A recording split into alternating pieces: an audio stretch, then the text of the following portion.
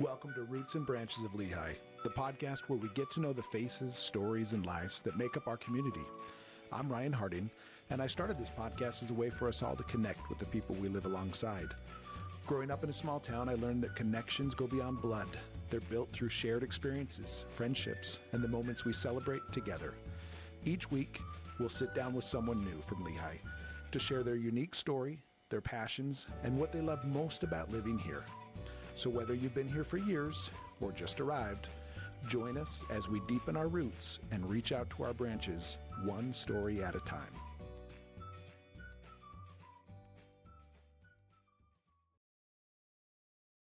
Welcome, Sally Fowler Francom, to the podcast Roots and Branches of Lehi. Excited to have you here. So get to know you a little bit. And thanks, Ryan. Now, you were just telling me a little bit, so let's kind of dive into this. So originally you are from Lehi then? Yes. Okay. I grew up 5 blocks from here on 517 North Center Street. Okay. So yeah. super close. Mm-hmm. And you lived here until you were 17, I think you just told me? Yeah, I left to go to BYU. Okay. At that point, but I grew up right here, basically on Main Street. Okay. My mother, Betty Fowler, was the editor of the Lehi Free Press all through my growing up years. So she started by filling in for a woman who got sick and never left. Okay. So that was in 1970. Okay. So my mother was the editor of the Lehi Free Press. It was a weekly at that time. Yeah. And she did that for 23 years. So that was all part of my growing up experience. Her office was literally just west of your office here, right here on Main Street. Yeah. So as a kid, I would come over here after school and hang out with my mom and do my homework at her office, and it was great. And was her background had she had any journalism, background? She was a cultured lady. Sure. She was good at writing. She had a gift, which I don't have. And she was sort of like Lehi's original Google. And people would come to our house when I was growing up and ask questions like, where's the police station? Where's the cemetery? Yeah. Where's the gas station? I mean, we were like she was sort of like in the middle of everything. So, I mean, back in those days, Lehi was a town of about, 4,000 or 5,000 people. Yeah. Everybody pretty much knew everybody, and Mom was writing stories from the police blotter to helping with obituaries to covering City Hall to doing all of it. And so she basically wrote the entire paper herself. So you got quite the legacy there. I mean, as far as, history and stuff like that. Yeah. Really, her story's quite unique. It's a family legacy. It is. And so the Lehi Free Press is a historic name in Lehi. It goes back to the 1800s. Okay. So there were 2 competing newspapers at the time. One was called the Lehi Sun, and one was called the Lehi Free Press. Eventually, the Lehi Sun and the Lehi Free Press, basically joined together. Okay. And the Lehi Free Press was published consistently all through the late 1800s, all through the 1900s, up until 2007. It had gone through some ownership changes. Yeah. And the most recent one it was acquired by the Provo Daily Herald. Okay. And they acquired 2 other papers, the American Fork Citizen and the Pleasant Grove Review. And then when the market crashed in 2007, they abandoned those weeklies. And there was basically no newspaper in Lehi from 2007 to 2015. Okay. And I did the legal work to acquire the name and the DBA and the federal trademark. So I moved back to Utah in 2013, and I raised my family in the Bay Area after I went to BYU. Okay. I ended up divorced, moved back to Utah, and my sister Donna Barnes, who's a longtime Lehi person, convinced me to restart the paper. Yeah. Which anybody who starts a weekly in 2016, I honestly look back at that and go, what was I thinking? Sure. In the digital age of, and different things like that, right? but we don't, we have a very robust online presence. I mean, LehiFreePress.com gets a lot of views. Yeah. And we believe local news is super important, especially, we focus on sports and kids and youth and City Hall and local politics and elections. Yeah. And we have a group of independent contractors called Stringers, photographers, journalists. We have about 20 who all contribute to Lehi Free Press in any given week. Okay. And it's actually kind of a robust little company, but not extremely profitable. You know? Okay. So I run a separate company called Copperlight Communications, which is a marketing firm that actually earns me a living. Oh, and Lehi Free Press is essentially a gift to the community, and we've been doing it now for 9 years, almost 10 years. So next year in April will be our official. We will have published, going into our 11th year. We're in our 10th year of publication. Now you said, so you have a separate marketing company. Is it affiliated with Lehi Free Press in any way, or is it totally kind of separate? It's a totally separate company. Totally separate company, totally does its own thing? Yeah, but it's a sister company in the sense that we sometimes will share clients. Okay, sure. Okay, Yeah. okay. Let's go back to, with your mom and with, with this business and stuff like that. So when did she stop doing it?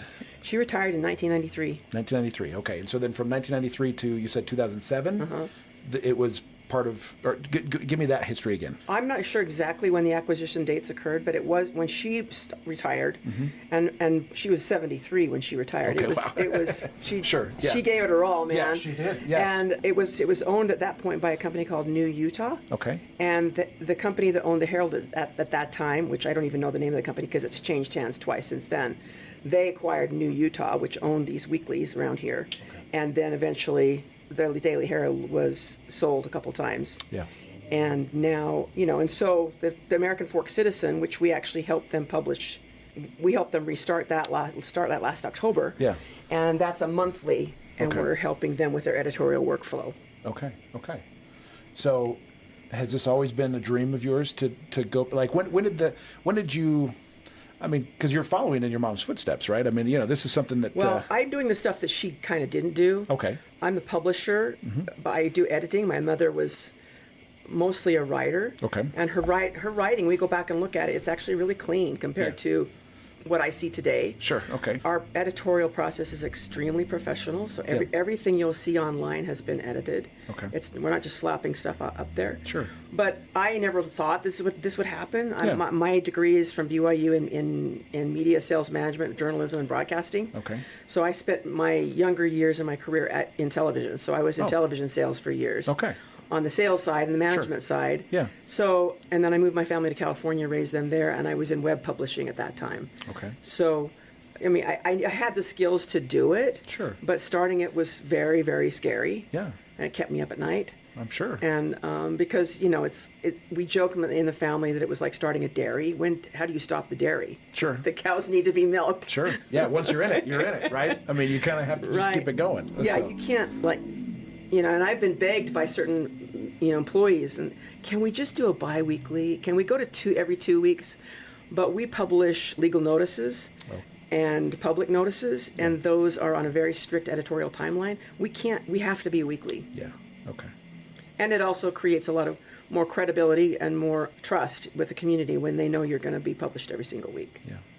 And then, and these are mailed out, right? It's by subscription. Yeah. For Lehi residents, it's $70 a year, which frankly, we lose money with every subscription because of increasing printing costs and increasing mailing costs. For instance, the U.S. Postal Service gave us a 9% increase in July. Okay. It's just, kind of a never-ending story, the increased cost. Sure, okay. And then we also distribute throughout Lehi. So anybody in Lehi may receive the Lehi Free Press in their mailbox intermittently, like usually maybe every 3 months. Okay. Because we like people to sample it. Yeah. But we don't apologize for the fact that we serve at least the paper side of it. Okay. That serves the senior community. Okay. 100%. Yeah. We know that. We don't apologize for it. We love the senior community in Lehi, and we serve them. Okay, so that explains how, so sometimes, like I know even just this office, sometimes we'll get it, in the mailbox, and I'm like, oh, that's cool, So in my mind, I was thinking you weren't weekly, but you are weekly then, because obviously, Have to be weekly. you have to be weekly. Okay, that makes sense. Well, and then we're always publishing our stories consistently online. Sure. We publish a new story typically twice a day. Yes, which I see those on Facebook and stuff like that too, right? Sometimes they come on there and then, especially with the local things that we have going on and stuff, right? So, okay. I'm getting a feel for what I like that. Okay. It's a lot of work. I'm sure it's a lot of work. But we try to sort of, it's like herding cats, but we've got it into an organized herding cats. So it's a little bit less disorganized than typical herding cats. Sure. So we have a weekly editorial meeting where we discuss all the things we know about that are happening in town. Yeah.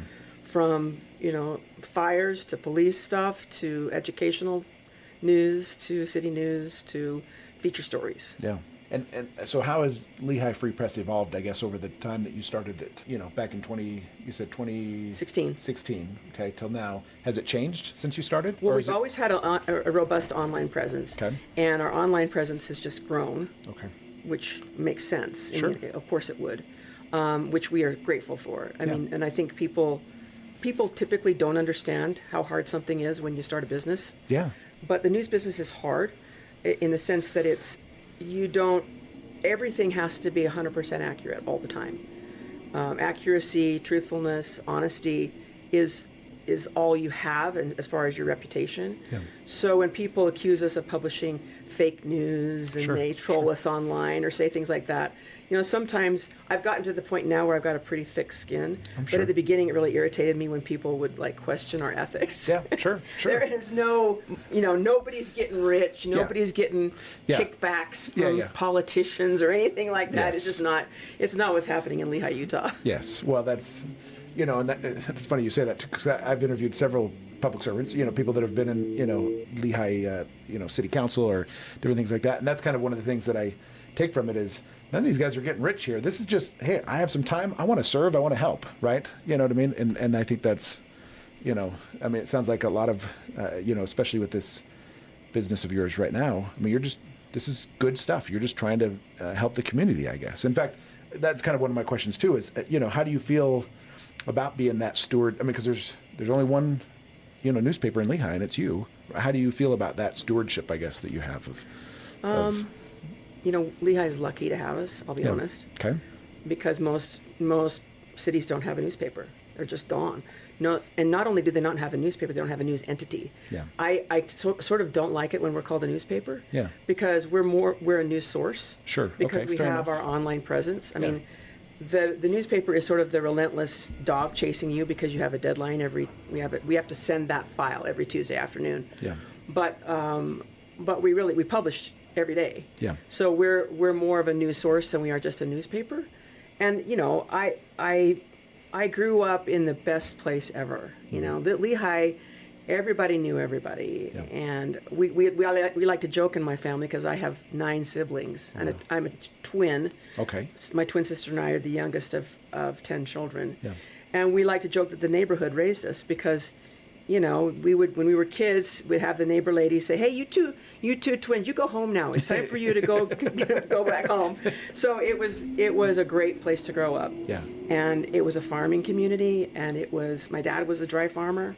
My mother was the editor of the local paper, and it was a wonderful place to be. And so I do love my hometown. Yeah. I wouldn't be doing this if I didn't. Yeah. But I also have seen it grow, and it it has its growing pains, and that's inevitable, especially with the LDS families. They like to marry and have kids, and then where are their kids going to live? That's right. That's right. And then of course people moving in because of the tech boom and all that. Yeah. But anyway, we love what we do. We have dedicated writers and contributors and other staff that help do what we do, and everybody's kind of doing it for less than they ought to be doing it for. Sure. Because they like contributing to the community. Yeah.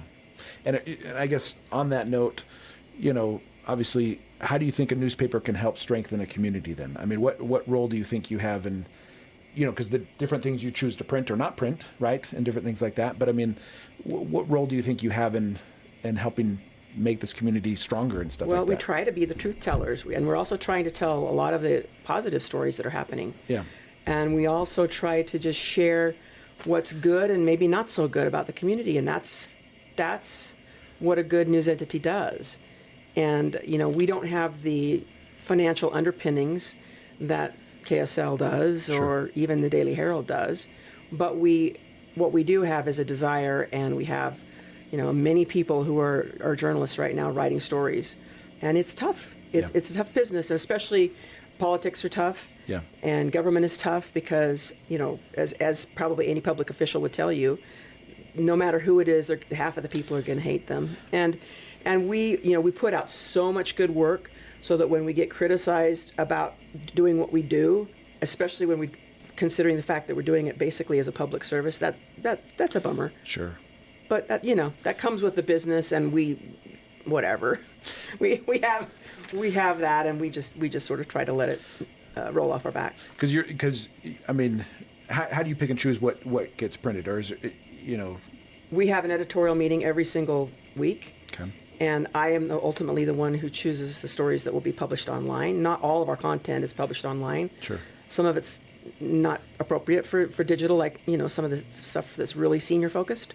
Okay. So we don't publish all our stories online. So if you really want everything we have, you have to get the subscription. But we do have an emailed newsletter that we only charge $3.99 a month for. Okay. That anybody can get our weekly email in their email box and get basically a compilation of the biggest stories of the week in their email box. Okay. And that subscription portal is on our website. Okay, thank you. So does that answer the question? That does answer the question. Yeah. And there are stories that we miss. Yeah. And the only reason we typically miss big stories is because we just don't have the ability to be someplace at 3 a.m. in the morning when the cops get there, stuff like that. Sure. So we don't have the legs that some of the bigger news organizations do, in terms of like large staff. Sure. No, that makes perfect sense. And you kind of already mentioned this a little bit, but how do you handle those, because to your point, if you're going to cover a political thing or a government thing or, a highly charged thing, I guess, right? How do you, do you try to stay neutral on things? Do you kind of slant one way or another? We 100% try to stay neutral. Okay. And that is reflected from me down through the organization. Mm-hmm. I try to consume news from the left and news from the right, and I try to stay right in the middle of it all. Yeah. And, we've been accused of not being that. Sure. But we, in Lehi, we really don't talk about Trump. We really don't talk about national politics. Yeah. It doesn't affect us that much. Yeah. I mean, there is some, but what does affect us is, a new road on 21st North. What does affect us is parking at the high school. Yeah. What does affect us are our local politicians who are making development decisions about what housing project goes where and what retail project goes where. And so local education, local politics, all those things really do affect people. And so we try to cover that vigorously and also be completely neutral in covering it, just, the facts. But so I don't see us as having a political bent at all because it's just not, no one has an agenda. Sure. You're just trying to get these things in front of people, I guess, so that people have information so that they can maybe make better decisions, I guess, and understand more of what's actually going on. And we're trying to hold the government accountable, too, because, if nobody's watching what's happening in city council, then how does everybody know what happened in city council? Sure. Most people aren't tuning into those meetings. Yeah, no. So we try to report as vigorously as we can, what's happening in local government. Sure. Okay. So, going into, kind of just the long history of Lehi Free Press, and so you can tap into your mom's stuff and your stuff, I guess, here, but, anything fascinating you've learned, being the daughter of somebody that was in the newspaper, business and doing it now, anything that stand out that maybe a lot of people wouldn't know, about that business, and just things that you thought were, pretty cool about it? I look back on what my mom did, writing the entire paper. And she got to the point where she got tired of using a byline. So she just stopped putting a byline on all of her stories because she wrote the whole thing. And so she felt like it was a little bit redundant with her name on it. Yeah. But anything that you read from, and by the way, you can go on into the Utah Digital Archives and see old newspapers going back into the 1800s. And of course, Lehi Free Press is there. Yeah. So anything that you would typically find from 1970 to 1993 that doesn't have a byline, Betty Fowler wrote it. And so what would surprise people is how prolific she was, how accurate she was, and how funny she was. Oh, yeah. And so I stand in awe of my mother. I can't believe she did it all by herself. Yeah. We literally have up to 20 contributors in any given issue. Yeah. Between the photographers and the writers and the graphic design people. We literally have that many people contributing, and she did the whole thing herself, incling the layout. Wow. So I see why she would come home exhausted on Tuesdays, Sure. Because she had a lot. She was doing the whole paper herself. Mm-hmm. She wasn't selling ads. Okay, sure. Russ Ennis was the owner when she first started, so he was the owner and publisher, and he was going out and selling ads. Yeah. And so she was doing all of the editorial. Okay. And I don't think they were really covering. They were covering sports, but she wasn't really covering sports. They were just mostly reporting, who won and who lost, Sure, and sure. photos and stuff of the Sure. high school kids. But she probably did cover some sports, and I wasn't even aware of it because I was a kid, during a lot of those years. Yeah. Wow. But a funny story is that she would make me go to the mortuary, wing mortuary, which is, of course, still here. Yeah. She'd make me go pick up the obituary from Ralph Wing. Uh-huh. And I'd have to ride my bike over there and pick up the obituary. And that was the job I hated the worst. Sure. I was worried I'd see a dead person. Sure. Especially as a kid. Yeah. I don't want to see this. No, I don't want. Yeah. So I'd ride my bike over there, pick up the obituary, take it back over to her office. She'd type it up. Yeah. Get the picture. Wow. That's super small town right there, right? Yeah. I mean, just literally across the street, right, and doing all that. And, that's cool. I like that. I guess, on that note, kind of more talking about Lehi, how have you seen Lehi change, I guess, from when you were a child to now and stuff like that? I mean, it's a lot of the same family loving vibe is still here. Yeah. And I think people try to grow that in their neighborhoods, and people try to be kind and neighborly. The last few years have been tough because what the growth has brought has been some big city problems. Sure. I mean, I remember during a election debate that we hosted up at Traverse Mountain, Mark Johnson was running for mayor, Bert Wilson was running for re-election, and we asked a question in that debate. We had discussed what questions we were going to ask, and one of the questions that I wanted to ask was about how are we proactively dealing with the problem with homeless people? And this would have been in 2018 maybe. Okay. And I remember everybody was like, wait, what? Do we have homeless people? What's going on? Wait, what? Huh? And, most of my work up is in Salt Lake, so I would go up there and I would see the problem up there, and I felt like it was a relevant question. But back in 2018, we did not have any homeless people in Lehi, at least none that anybody was aware of, and now we do. We also have, terrible crimes. Sure. And we have terrible accidents that we've always had car accidents, but really bad ones. Yeah. And the SVU unit here, we just published a story about the SVU crime unit in Lehi is a very active and busy crime unit, which is frankly tragic. Sure. That we have these crimes happening in Lehi, but a lot of times it's just people meeting here, and also homegrown criminals. So the sad part that I've seen is the proliferation of big city crime. And certainly it's a very safe place to live. I'm not suggesting that our Lehi Police Department doesn't do a great job, but that's just a product of the growth, right? Sure. So that's kind of been one thing I've seen. And then just it's an interesting dilemma we have in Lehi with our growth. I think I think my opinion is that our government we tend to be very pro-family, which is great. But what that means, the other side of that being pro-family, is you have to find a place for these people to live. Sure. And so Lehi has been relatively pro-development over the past 25 years. So if a builder's come in and wanted to build a property, then I think generally the city wants to see that happen. Yeah. If they want to develop a multi-family development, they've been happy to see that happen. Sure. And and that brings a lot more people, but it also brings the fact that you have crowded roads. Sure. And you have a lot more people. All those things are a product of growth. Do you, going back to headlines and different things like that, any stories that have been memorable, as you hey, I really liked publishing that one? Or well, a funny one was we wrote a story about Ted Bundy. Okay.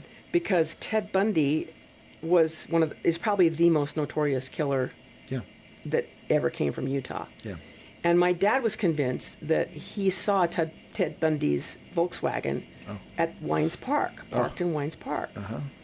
And because his Volkswagen was kind of everybody knew what it looked like because of when the story broke and he was finally captured and stuff. Yeah. And so my sister wrote a story about, my dad thinks he saw it. It was just like an opinion story. My dad thinks he saw Ted Bundy, and we put a picture of Ted Bundy in there, and we posted it online, and it went crazy because people were like, "What? Ted Bundy came to Lehi?" Yeah. Now that was my dad's recollection. Sure. It may be folklore. Yeah. But anyway, we kind of laughed about it because, I don't know. It could have been true. Maybe it wasn't true, but we wrote a story about it and it went crazy. So it was funny. That's awesome. Tell me, going to your job and stuff like that. So, What does kind of a typical work week look like for you? Just doing the paper and stuff like that. We make assignments every Wednesday. Okay. We have a tool, a digital tool that we use to send story assignment uplinks to all of our reporters and photographers. So when they receive an email that says, please contribute, they upload their story through that link, and it all goes into one central spreadsheet. Okay. And that occurs over a period of days. And then Tuesday morning, I have a co-editor. My co-editor and I look at our editorial queue, and there's anywhere between, and on every line, it's like a spreadsheet, there's multiple items attached to that line, whether it's photos, documents, graphics, whatever. And then we go through and we reorder that document. We edit the entire document. Every word, every caption has been edited, and for clarity, for grammar, for all of it. And we use AP style. So that process of ordering the queue, editing the queue, and curating the queue, deciding what's front page news, what's not, the two of us make those decisions. And then by Tuesday night, all that data has been loaded into our online publication tool, which we use Adobe InDesign. Okay. And it's loaded there, and then it's sent to the printer. So that process, that sort of frenzied process happens every Tuesday, and it's kind of intense. Yeah. It's a deadline. Yeah. So, speak to me about some of the challenges of producing a paper in this landscape. Has a lot of things changed, I guess, with paper? I remember, getting the paper all the time, right? And not so much anymore. A lot of it's now digital and stuff like that. But right. Do you do, how much print do you still do and stuff like that? Every week we print at least 3,500 copies. 3,500, okay. Yeah, so, and we mail those all. Most of them are mailed bulk mail, which are the ones that go out to various postal routes throughout Lehi. So that's why they're distributed intermittently to all neighborhoods. Okay. Our subscribers get them every single week. Sure, of course. But that process happens very, very quickly. Yeah. When the file is sent Tuesday night, it's printed Wednesday morning. It's our printer is in Tooele. It's the Transcript Bulletin in Tooele. They've been our printing partner from the beginning. Okay. And it's just gotten more and more expensive. We print on a product called the stock that we use, which is the print stock, is a nicer stock than like the cheapest newspaper. We use a higher grade, and so it's what's called a broadsheet. And I could have passed off the editing responsibilities to somebody else years ago, but I'm just picky, and I just like it to be as good as it can possibly be, and I probably could pass that off and may at some point to somebody else. Yeah. But a lot of the historic information is sort of housed inside of me, and like if there's a story about something that's historical, for instance, I will often change those stories because sometimes they aren't right. Sure, yeah. So it helps to be from Lehi. Sure. Do you see, like now with digital stuff, a lot of people can talk to you, whether that's by email or comments on the online and social, stuff like that. Yeah. Do you see, like, has that changed anything with how you report, or just how a newspaper interacts with the community and stuff like that? Well, we're active on social. Yeah. We're on Instagram. We're on Facebook. We get comments all the time. Some of the comments are not appreciated. Of course. If anybody makes a comment that is crude or curses, I remove it. Yeah. Or our social media person does. So that's not accepted. That part hasn't really changed very much. Okay. It's just our audience has grown. Sure. So that's good. Yeah. But as far as like, the print presence has decreased and the digital presence has increased, which was, of course, expected. Of course. Yeah.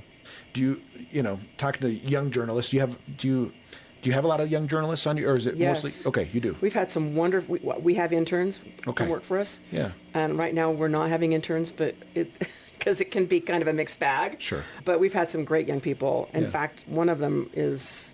I would hire her full time today if I could. Sure. She's great. Okay. Yeah, and so we've had some wonderful interns with us, and they're very coachable. Yeah. They get what we do. But being a journalist right now is hard. Yeah. Because there aren't a whole lot of that the industry's not growing. Yeah. But there's a place for good journalism still. So what advice would you have to, young people that are thinking, hey, I'd like to go into journalism. Is that a career path for some? And then if it is something that they want to do, what advice would you give them to succeed in that industry? I would give them, my advice would be for them to write. Okay. Most young people don't know how to write. Yeah. And then I would also suggest that they use AI tools, but initially they need to learn how to write a story. Mm-hmm. The W's, the what, where, when, why, how, and follow that format. Yeah. We do a lot of teaching. Sure. Every week in our editorial meeting, we have sort of like a teaching moment where we teach about headlines, teach about captions, about story flow, about story content, about how to create, how to organize a story. We do a lot of teaching. Yeah. You mentioned AI. Are you seeing an increase in using that with your own? Okay. I mean, we all use Grammarly Professional. Okay. And it doesn't use AP style, and sometimes it's wrong and sometimes it's right. So you have to sort of know. But it's great for correcting things that we just miss because of the volume of work that we do. So you have seen it's been helpful for you, though. Absolutely. Yeah. Okay. And we do use it. We don't use it for grassroots reporting. Okay. We only use it for correction. Okay. Do you see a time when that might change? No. Okay. But I would see it a time when we would use it as a way to summarize a meeting. Yeah. And then we go back and use timestamps to find like some of our city council and planning commission meetings are literally 5 hours. Yeah. 6 hours. Yeah. So it's hard to find somebody who was willing to sit for 6 hours and watch something when there's a lot of ums and ahs and pauses and so I do see us using it for those purposes, for just consolidating meetings and finding ways to squish a lot of data into a smaller chunk. Yeah. But then you would go back in and you'd get quotes. You'd find the most important part of the meetings. Yeah. That's a great tool for that purpose. That's actually a very smart way. My daughter's about to go to college, and we're looking at different tools, so she can record the class, right? And then, have it transcribed, and then she can put it into AI to have it summarized and stuff like that, So I think that's very wise, actually, use of it, because you're still gaining from it. But I also hesitate a little bit with that, because sometimes if you're not at the meeting and you're not watching people, sometimes there's reactions, there's physical interaction, there's tone of voice that you miss. Yes. So it's sort of begrudgingly that I would use that for those types of purposes. That makes sense, because the transcription is literally just the words that are said, not the interaction that's taking place. You miss nuance. Yeah, that's true. Okay, so obviously something that as the world continues to change, and some of these things can help us, but hopefully we don't lose some of the art of Well, and you can always go back and watch those certain timestamps to certain chunks of the meetings, and if there was something particularly inflammatory or emotional, you can go back and watch that chunk. Sure. But it's those meetings are rough. Yeah. Anybody, in my view, who wants to be a city councilor or on the planning commission, I don't have any desire to do that at all. Yeah. Just because of the amount of time that those roles take. Yeah. I have a great respect for people who donate their time that way. Yeah. I mean, I realize they're not completely donating their time, but it pretty much is. But it pretty much is. Yeah. Yeah, I don't think it's a service, I think, in large part, right? Yeah, people call it a job. Yeah. Yeah, I don't know. Yeah. I don't think Mark Johnson thinks of it as a job. No, I don't think so either. And the city council. Yeah. Those guys work hard. Yeah. I have great respect for them. I really do. Yeah. In fact, so speak to that for a second, I guess. So you're probably one of the benefits of your job is you're in, I mean, anything, you're the Google of our community, I guess, right? You're like your mom, right? I mean, in the sense that you know a lot of what's going on. Maybe not everything, but I mean, you know a lot of what's going on. More than the average person, right? Absolutely, yeah. And so I guess, I got a couple questions now from that. But first question is, knowing what you know about the city and everything like that, are you optimistic or pessimistic about the state of our community and the future and stuff? Oh, optimistic, for sure. Okay. I think that we need, there are things I think Lehi needs. Of course. But I also think that, it's just full of wonderful people. And that's really what's great about Lehi are the people. I think Lehi needs more recreational facilities, like robust ones. Sure. I go to places like Saratoga Springs and I see their Patriot Park, and I go to Spanish Fork and I see their giant baseball fields, I feel jealous, you know. Sure. I also think Lehi needs a really beautiful art facility. Okay. It'd be wonderful to see us be able to put on large-scale productions here, because I was a band nerd in high school. I love that stuff. So those are the things I wish we had. Yeah. So, but there's a lot that we do have. I mean, it's a great place to be. Yeah. So knowing what you know, what do you think would, surprise people about Lehi? I mean, you mentioned the city council and the mayor and different things like that, and just all the things that are going on. Anything stand out to you, as far as just current events and stuff like that, I guess? Well, we have an issue with our east-west traffic corridors. Yeah. And what people don't understand is those are very complex issues, because a lot of those roads are state roads. Yeah. So now you're dealing with legislative issues, legislative money, legislative appropriations. And so it's not just like Lehi's allowed all these people to drive through Lehi that are in Saratoga Springs and Eagle Mountain. Well, we didn't do all that out there. That wasn't what Lehi did. That's what they did. Yeah. And now the net effect of that is people driving east-west through Lehi. Yeah. So they've been wrestling with this east-west problem for a long time.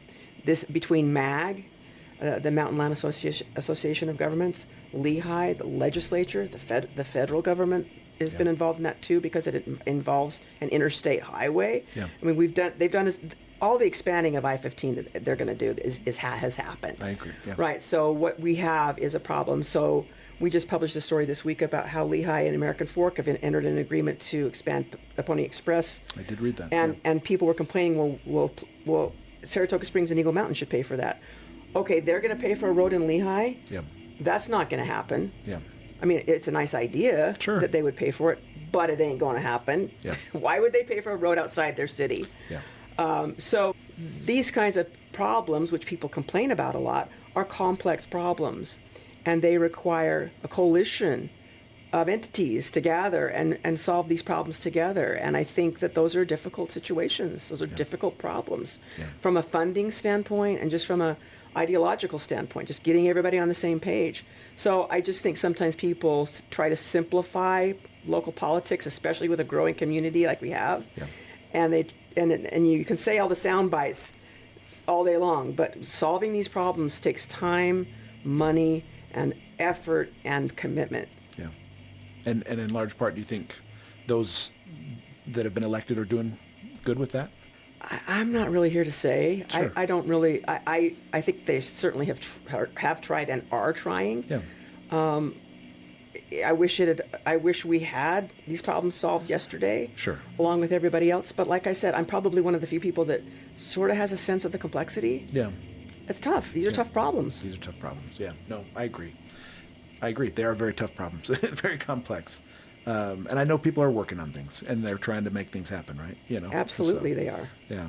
But getting 5 municipalities on the same page about something, just that part alone.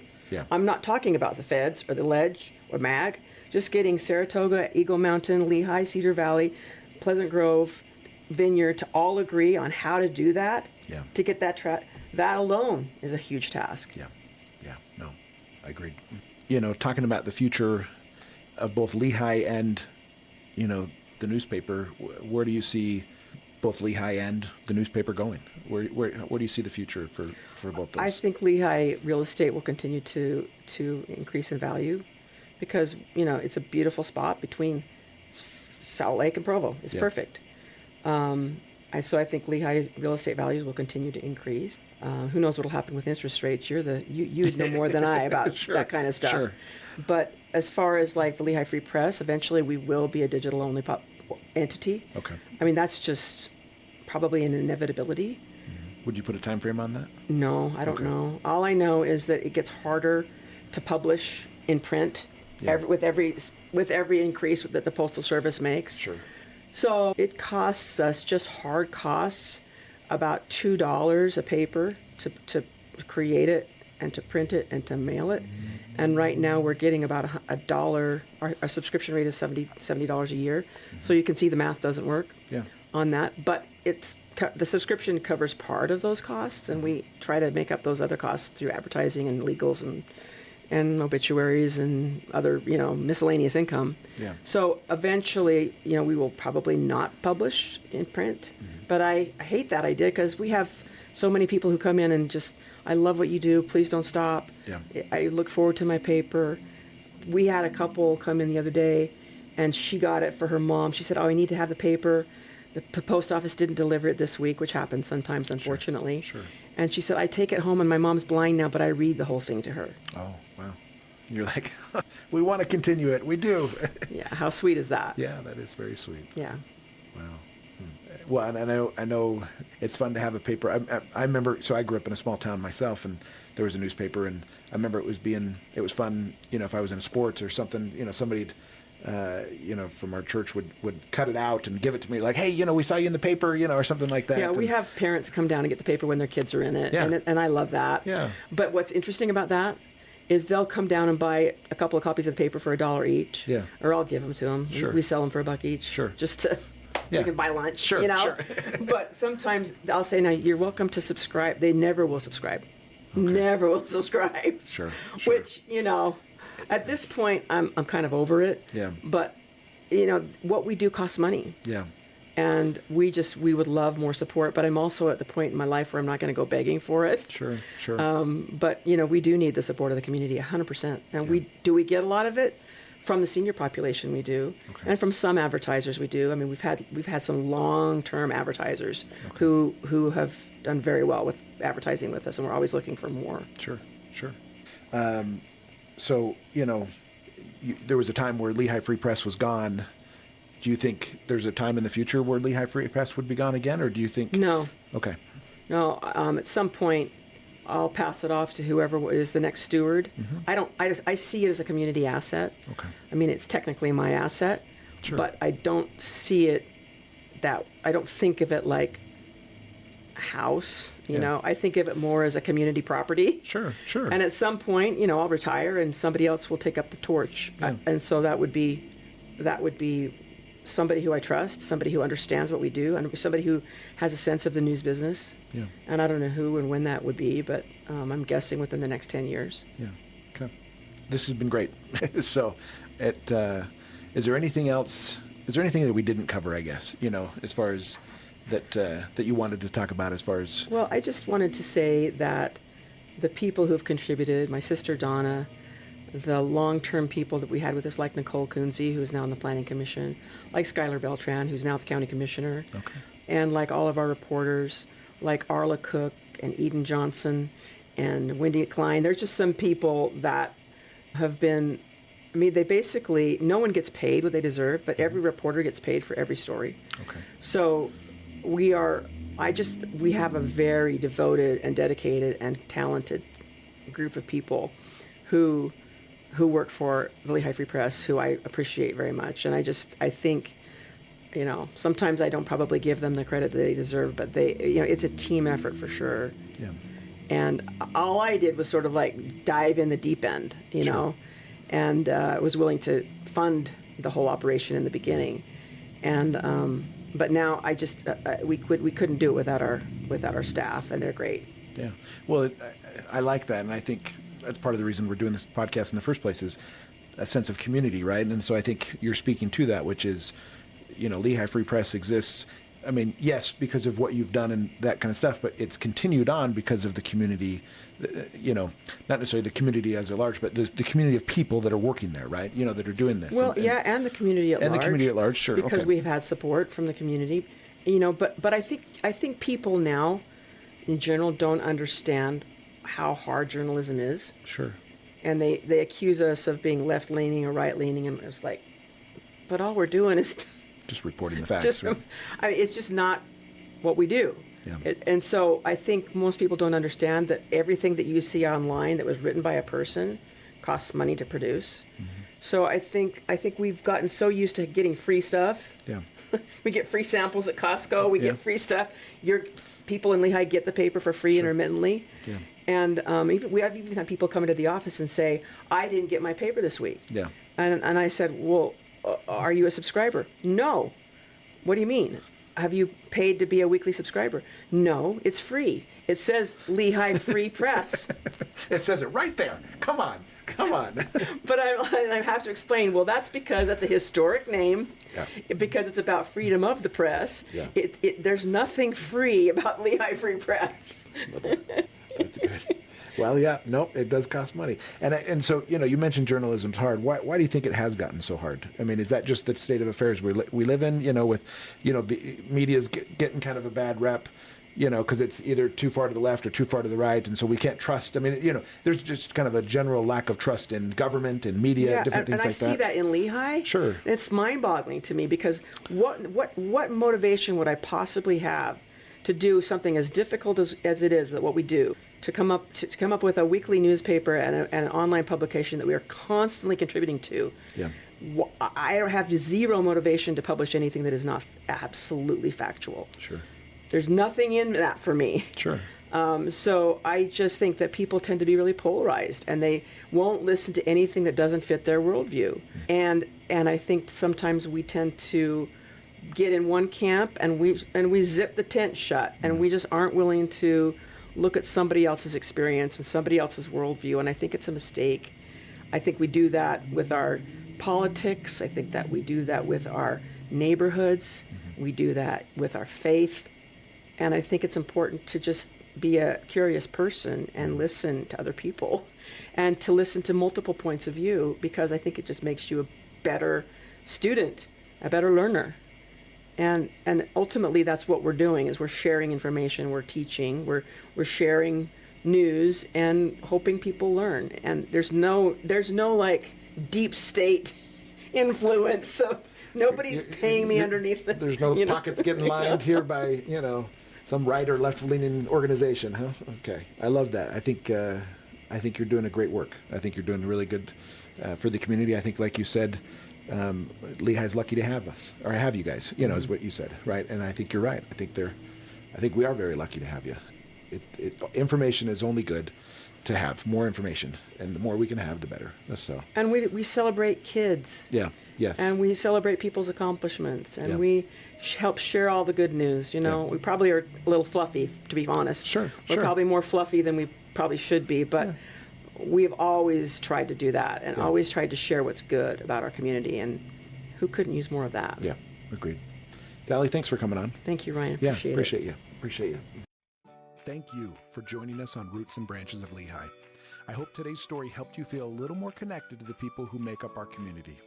Remember, every person here has a unique story, and together, we're what makes Lehi feel like home. If you know someone who would be a great fit for this podcast, please fill out the form in the show notes so we can reach out and schedule an interview. We'd love to hear from you. A big thank you to our sponsors, the Work Harding Home Mortgage Team and Play Harding Nightly Vacation Rentals, for supporting this show and helping us bring our community closer together. Until next time, keep growing those roots and reaching out to your branches. Take care.